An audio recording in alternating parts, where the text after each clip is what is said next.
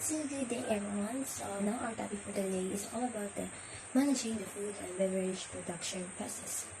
So now, when you say managing is minsan yung pag-manage ang iyong business, minsan yung pag-handle, and then the food and beverage is one ng pang-alaw natin yung pang-kaon.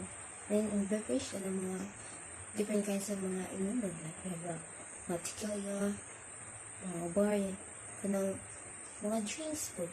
And then, production process is yung proseso. Process is proseso, diba? So, the managing the food and beverage production process have the main ideas. We have the managing the food and beverage production process, the product issuing, the inventory control, the managing the food production area, the managing the beverage production area, the employee thief, the determining actual and attainable product cost, reducing overall product cost percentage, and technology tools. So first thing first, let's have the managing the food and beverage production process. It is the most important function of management is controlling the food and beverage production process. Fundamentally, each food service manager is in charge of efficient production. So to complete the production process, it involves these steps. The main thing, ito tama na din. I-compare siya sa pag-una na sales. Pag niaging tuig, mas dako ba ang tuiga or mas higher ba pag niaging tuig. The forecast future sales levels. Here, the sales forecasting is a process of estimating future revenue by predicting the amount of product or service sales unit. Next is the purchase and store needed food and beverage supplies. So next is plan the unit products to production areas. So next is issue needed products to production areas. So next is the manage the food and beverage production process. In manage the food and beverage production process, ensure know the market demands, use the forecasting method, improve the inventory management, periodically update and maintain equipment, implement the supply chain management system. Production process will help the F&B to improve many things in their business, especially sales and customer satisfaction. Therefore, manufacturers need to review and improve the entire process related to the production process periodically. Continuous evaluation and improvement can optimize production activities to achieve the best performance in the F&B industry. So next is that in managing the food and beverage production process, have also the daily production schedules, products, and staff needed to properly service your guests. Process of determining how much of each menu item to prepare on a given day. So we have a formula there in the PowerPoint. You have the prior day carryover plus today's production equals to the today's sales forecast plus or slash subtract margin of error. So ang mga staff na nakaschedule ana is ilahan ng ino kung pila na mino ilang pagawas, ilang andam, anang adlaw. Some of your menu items simply do not retain their quality, but then they are carried over factor. This into your decision on production. Some food service managers prepare their production sheets listing all the menu items. Others prefer to use the production sheet on an as-needed basis. So, namin siya sa production sheets, di ba, no? Na kung asa ginalis nila ang mga menu items naman tanan. Diha, naka-record tanan. And production schedules needs employees to requisition items.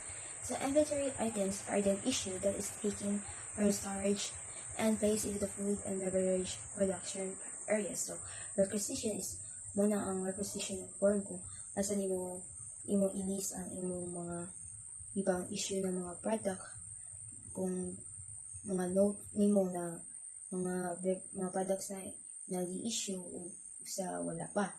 Then, ang inventory is mo nang ginanote. So, before, for example, katong nag-OGTV is nag-try na ko ng inventory, katong ni-in ko sa F&B is ga-inventory na ko. Ga-inventory ko sa mga beverage. Then, ginote na ko, example, ang beer, they have, sa pag-in ako na by 10. And then, sa pag-out na ko is, pag-inventory na ko na balik is, nakuhaan na siya ko. So next is the product issuing. So the requisition system should not be too time consuming and complicated. So management should not equate product issues with products sold. Without taking a physical inventory, you could have carryovers for your day. So kung sa dili na pagkasultihon, so dili mo patakataka og issue sa mga product, now wala ka na nang hit sa management o labi na wala pa na inventory. So dapat una ka mo sama sa gingan mo is dapat imo na siya inventory, then ipakita nimo sa head, and then ini ka out sa dimo imo siyang i-inventory kung nakuhaan ba siya already. Imo siyang ginanote kay para kay ito sa mga ginanote ito na mo, and then ihatag na mo sa supervisor, and then kahuman sa supervisor yun ang permanent, then yun ihatag sa HR. So maintaining the product security can be achieved if a few principles are observed. So food and beverage and supply should be requisitioned. So motto naka-requisition siya na siya sa form only as needed based on approved production schedules. So next is the required items issues. So should be issued only with management approval. So sama sa una yun is hindi ka mapatatag issue kung wala pa na inventory, wala ka tugdi sa inyong management. So if a written record of issues is to be kept, each person removing food and beverage or supplies from the storage or must sign acknowledging receipt of the product. So motto na ang kanang mga food and beverage na supply nimo na naman dyan sa kagaling na storage room. So dapat di ka mapatakataka o kuha dito mga product na without wala ka nagpanangis sa iyong management sa iyong head. So products that do not ultimately get used should be returned to the storage area and the return recorded. So atong sa akong pagkakuan is na may nasubra food. So ato sobra man is ako sa siya ibalik sa storage room o ginote na ako na sobra na yung ibalik sa storage room. And then some operators who employ a full-time store person prefer to operate with advanced requisition schedules. So sometimes products are even weighed and issued for kitchen personnels. Here the storeroom is often called an ingredient room. So the total cost is arrived at by computing the value of the issued amount, not the requisition amount. The storeroom requisition form must be sent to the purchasing events. So in the case of transfers to the kitchen or the bar, it should be noted that the product has been directed to one of these two locations rather than having been assigned to the guest check number. So 1. Issues today divide the sales today. So equals a beverage cost estimate today. So then these estimates will be extremely close to the actual cost of goods sold percentage if bar inventory remains constant or nearly constant in the total dollar value from month to month. So as a bartender po is mag-inventory po na sa siya. Then, ikaw may nag-inventory, yan yung i-total, then yung ipang total, and then ihatan niya sa yung head. And adjust issues back to actual inventory levels at the end of the accounting period to determine the actual cost. So, here's the formula for determining the actual cost. You have if the ending inventory is lower than beginning inventory, the difference between the two numbers is added to the issues total. So, ending inventory is gamay pa kaysa pag unang inventory is imo na siyang i-add sa issues na total. And then, if the ending inventory is higher than beginning inventory, the difference in these two numbers will be subtracted from the issues total. So, ang ending inventory po, kung dako pa siya kaysa ni pag unang inventory is imo sa siyang isubtract. Cost of beverage sold can be computed as follows. So, we have the formula there in the PowerPoint. We have the issues to date, added or / subtract inventory adjustment. Then, divide the sales to date equals the cost of beverage sold. So, mao na siya ang result sa beverage na sold. Inventory control, restocking the inventory is critical if the product shortage are to be avoided. Food and beverage product must monitor this movement and purchase additional product. Inventory control, kay mauni sila ang mag-checking or mag-manage sa mga shop stocks. Physical inventory has an actual count and valuation of the all inventory on hand is taken at the close of each accounting period, especially popular in the area of liquor and wine. So, physical inventory as an actual count of the goods in stock. It is important sa mga physical inventory para ma-count and help you to identify the shrinkage problems.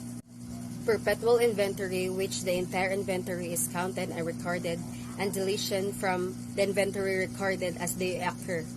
Simply being cards, but they include the product's price at the top of the card. So, created each time the product purchase price changes with the quantity of product on hand entered on the new card.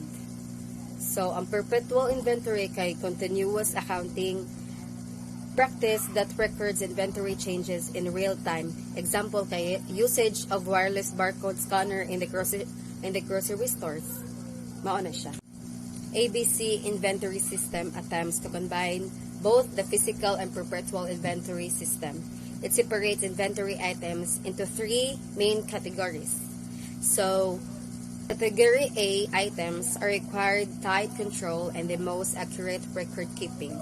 Those are typically high volume items which can make up 70 to 80% of the total inventory value. And Category B items are those make up 10 to 15% of the inventory value and require only routine control and record keeping. And Category C items make up only 5 to 10% of the inventory value. These are items require only the simplest of inventory control system. So, to develop the A, B, and C categories, you simply follow these steps. Calculate monthly usage in units like pounds, gallons, cases, and etc. for each inventory items. Second is multiply total unit usage times purchase price to arrive at the total monthly dollar value to product usage. Rank items from highest dollars usage to lowest. It is not critical that the line between A, B, and C products be drawn at any given point. A common guideline is Category A, top 20 of the items. Category B, next 30% of the items. Category C, next 15% of the items. Managing the food production area. Managing the food production process entails controls of the following 5 areas. So, number 1 is waste, 2 is overcooking, 3 is overserving, 4 improper carryover utilization, number 5 is inappropriate make or buy decisions. Food losses through simple product waste can play a large role of overall excessive cost situations. And food waste is the result of poor training or management inattentiveness. So, sa magamay or dako nga product is naadyo na sila gasto. And yes, sakto dyan ni siya and ang food waste jud ang makaresulta sa mga di nindot nga outcome. Managing overcooking. Increased cooking time or temperature can cause product shrinkage that increases average portion cost. To control loss due to overcooking, management must strictly enforce standardized recipe cooking times. The difference between a portion cost of $4 and $4.71 may seem small. It is the control of this type of production issue that separates the good food service manager from the outstanding managing overserving. Portion size is very important to consider. In most cases, tools are available that will help employees serve the proper portion size.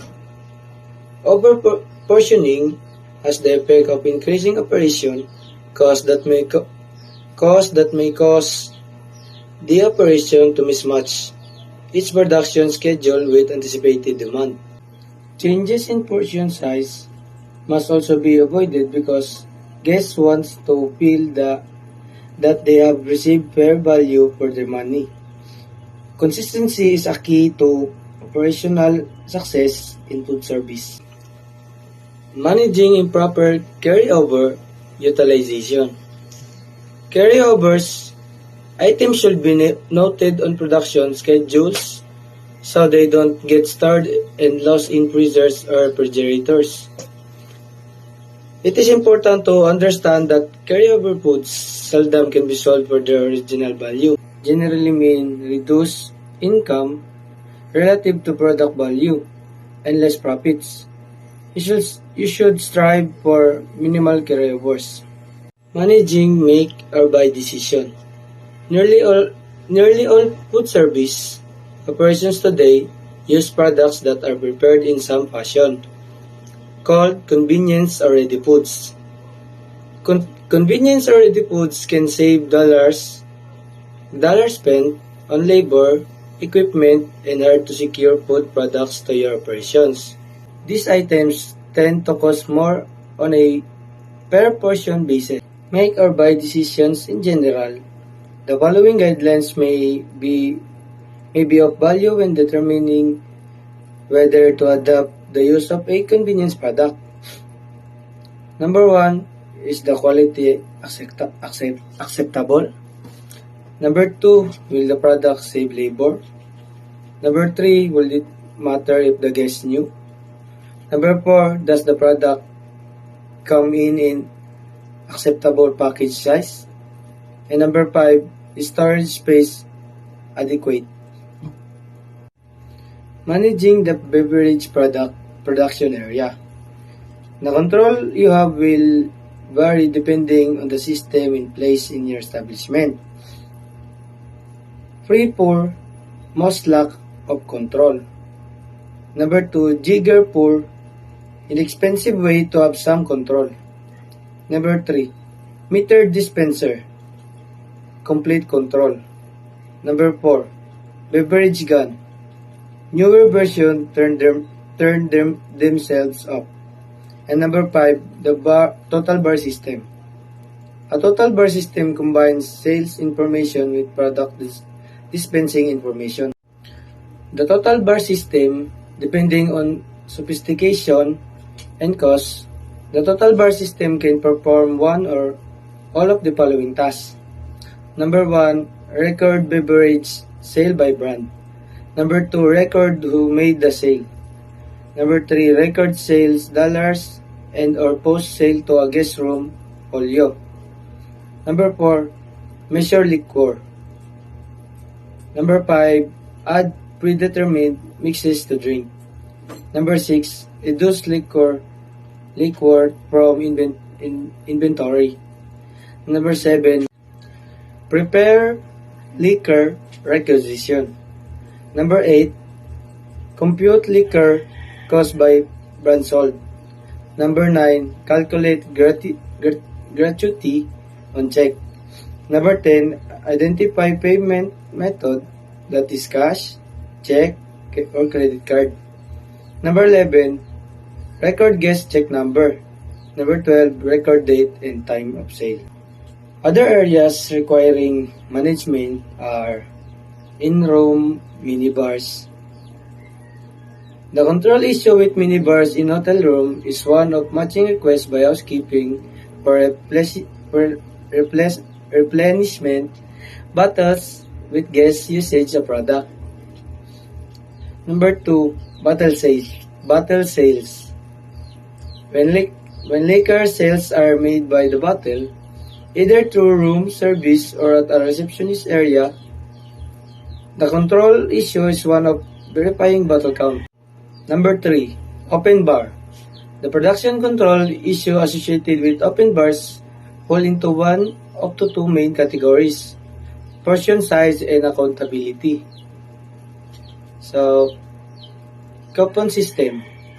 Each coupon issued is good for one drink. This way, the number of coupons issued rather than the numbers of drinks can be controlled. Banquet operations, bottle sales. If the payment is based on the number of bottles served, the bottles should be marked and the empties made available for inspection by either the guest or the banquet captain. If the payment is based on the number of glasses poured, then both the host of the event and the beverage operation must be in an agreement as to the desired portion size and the total numbers of portions allowed to be served. Good day to each and everyone. I am Marco Valdez, and today's video where we're going to tackle about the Chapter 5 Managing Food and Beverage Production Process. So first we will talk about the employee thief. So employee thief is loss of product can happen when control system do not prevent employee thief. So next is bar thief is one of the most frequent type of thief in the food service industry. So in the employee thief, we need to manage and should check periodically the following areas. So first is order filed but not rung up. Second, bringing in extra product. Third, over and under pouring. Fourth, incorrect change making. And then fifth, dilution of product. Sixth, product thief. And lastly is product substitution.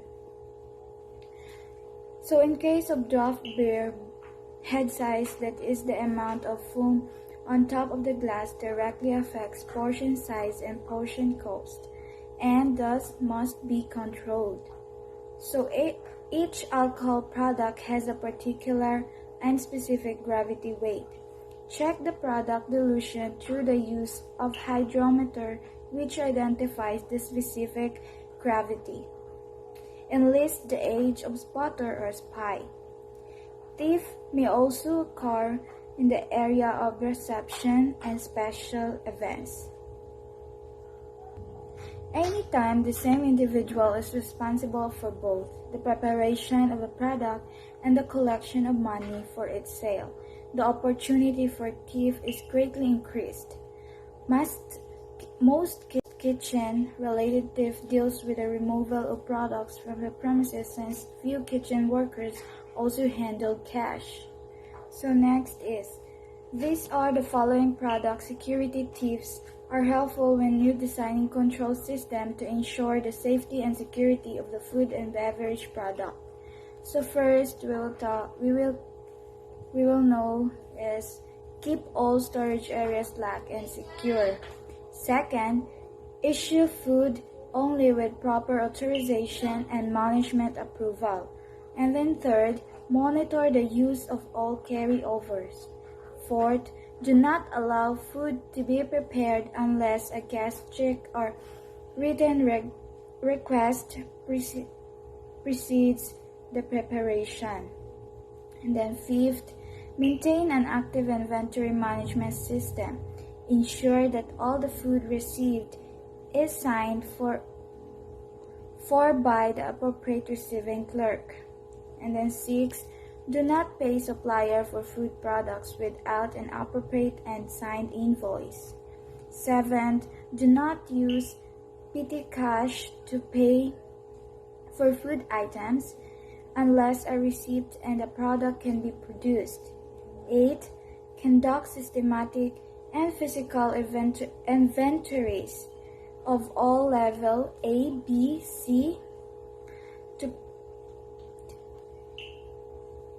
products. So lastly, do not allow employees to receive food from the premises without management specific approval. Okay, so next we will proceed to determining actual and attainable product cost. Knowledge of actual product cost begins with a standardized recipe cost for each menu items. So the standardized recipe cost sheet is a record of ingredients cost required to produce an item sold by your operation. So When costing standardized recipes, many food service managers prefer to use whole vent figures rather than functions of a cent. So many omit seasoning costs. Instead, consider what's the total products category of seasoning cost per year is 3% perhaps, and add that to the total cost ingredients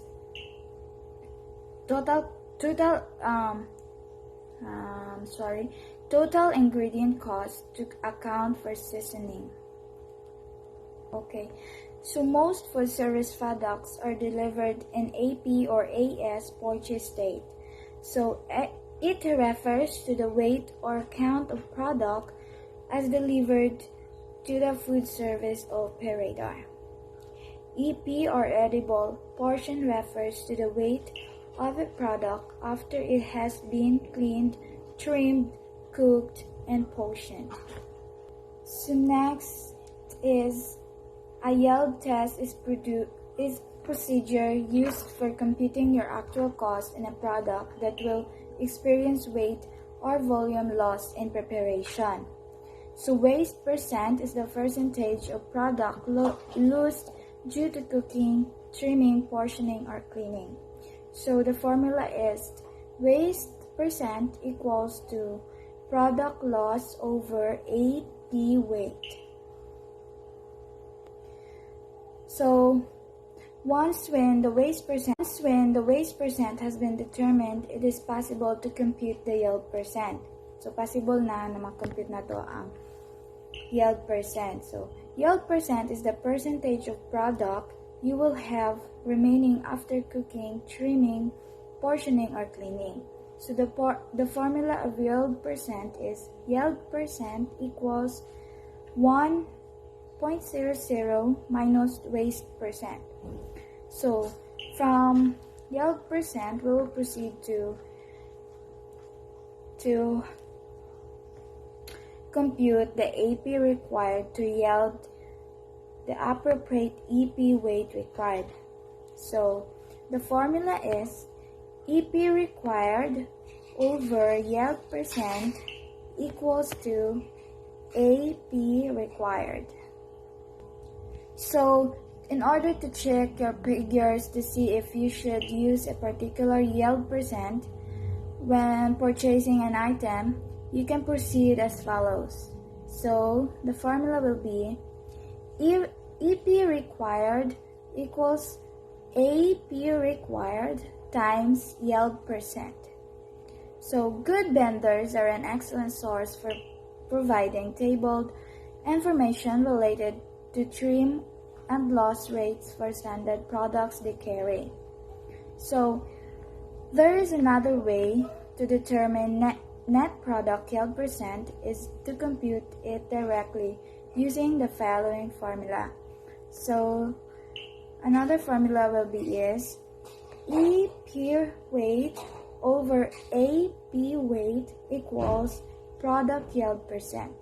So next will be to compute actual AP cost percent, use the following formula. So AP price per pound over product yield percent equals EP cost per pound. So let's proceed to how to get a operational efficiency ratio. So how to get the operational efficiency ratio. So the formula will be is actual product cost over attainable product cost equals to operational efficiency ratio. And then next we'll proceed to attainable food cost percentage. So the formula will be is cost as per standardized recipes over total sales equals to attainable product cost percent. So since we're done with the formula and everything, I am going to share to you some definition of terms which is Operational efficiency means compares how well you are going with how well you should be doing. So next is attainable product cost. Attainable product cost is defined as that cost of goods sold figure that should be achievable given the product sales mix of a particular operation. So it means attainable product cost includes any losses due to overcooking, overportioning, waste, theft, and etc. Therefore, it is rarely achieved. So that would be all. Thank you for listening, and God bless you all. Relationship between costs, sales, and food cost percentage. First, if costs can be kept constant but sales increase, the cost percentage goes down. Buot pasabot nga mga gasto mahimong huptan nga makanunayon is apan ang mga halin mo taas. Ang sales niya mo ay mo taas, mo increase, then ang porsyento sa gasto mo ay mo kanang mo paubos. Second, kay if costs remain constant but sales decline, the cost percentage increases. It means that gasto magpabiling gani nga makanunayon apan ang halin maoy makaning maubos. Then ang porsyento sa gasto maay madungagan siya. If costs go up at the same rate sales go up, the cost of goods sold percentage will remain unchanged.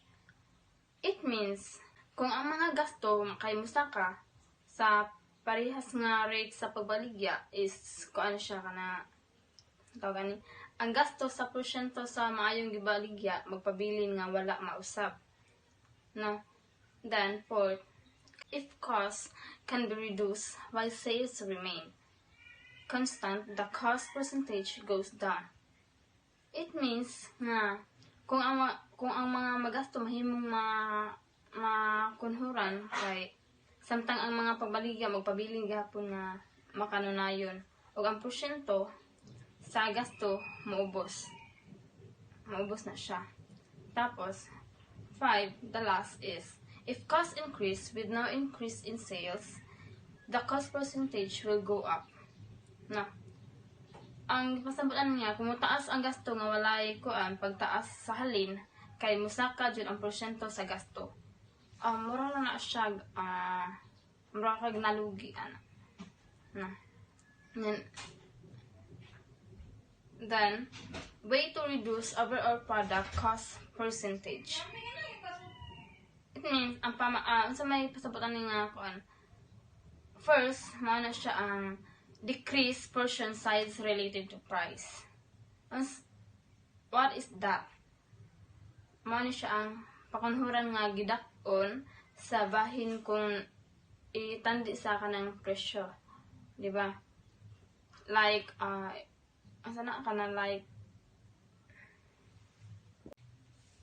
way to reduce overall product cost percentage. We have 6. First, decrease portion size related to price. It means, pakanhuran siya ang gidakon sa kanang bahin kung itandi siya sa presyo. Then, kaduha, vary recipe composition. It means, kanang lain-lain ang composition sa iyang recipe. Siyempre, di na siya magkadimao. Dili siya pare-pareha dyan. Third, adjust product quality. Kining adjust product quality, need kay nini mo siya nga, imo siyang i-adjust. Dili nimo siya kanang kung kana ara maura na, dapat i-adjust dyan nimo siya kay ang pag-adjust jud sa kalidad sa produkto kay mao na siya ang maka-alindat sa ato ang mga pamaligya. Second, fourth, achieve a more favorable sales mix. It means makabot ang mas favorable nga mga sales mix, di ba? Kung maayo kay mo effort, maayo ka creative ka, syempre makabot dyan yung mga sales mix. And then, ensure that all product purchased is sold.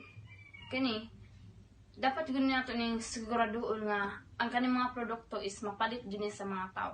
Kay kung di gani siya mapalit sa mga tao, lugi ka sa imong mga produkto. Lugi ka sa kwarta, lugi ka sa nakay goal, lugi ka ana dili nimo makuha ang imong ginansya. Last, increase price relative to portion size. Masabot ani, dungagi ang presyo kaning kalabot sa gidakon sa bahin. Diba na? Dapat dungagan nato ang presyo kay para na po ta ginansya. Way to reduce overall product cost percentage. First, decrease portion size relative to price. It means na paubson ang gidakon sa bahin kung nitandi ang presyo. Then, ang ikaduha, vary recipe composition. Pasabot ana mao na siya ang lain-lain ang composition sa recipe. Dili siya same ba? Diba?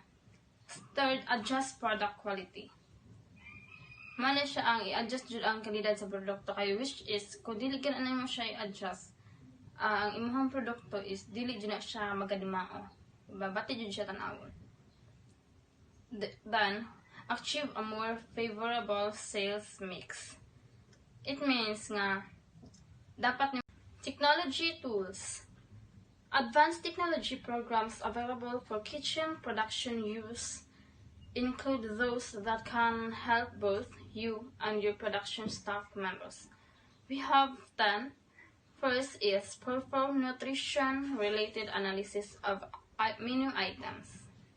It means paghimo o pagtuki nga may kalabutan sa mga nutrition sa mga butang sa menu. Diba? Second, develop production schedules based on forecast sales. It means, paghimo og mga need ni mga dapat dito na sa ato ang mga buhaton na adjunay schedule. Schedule sa production based sa gibana-bana ang halin. Naman dyan na uban nga bana-banaon ra ang uban ng halin. So it means, kung ikaw kung magbana-bana dyan ka sa halin, dapat kabalo ka unsay angay nga buhaton ana. Ikatulo, create product requisition issues, list based on forecast sales. Paghimo jud og lista nga panginahanglanon sa mga produkto based sa imuhang gibana-bana ang halin. Di ba? Kay mas nindot og kaning maglista jud ka kay para dili nimo malimtan, para dili nimo mamis ang mga paliton maron o unsa pa na dira kay once na malimtan na makulang is dili dyan na siya ma-fair. Then, fourth, compute actual versus ideal cost based on product issues. Kwenta ang actual nga batok sa mga sulundon, mao na siya ang gasto sa base sa mga issue sa produkto. Dapat naman na siyang kwentahon.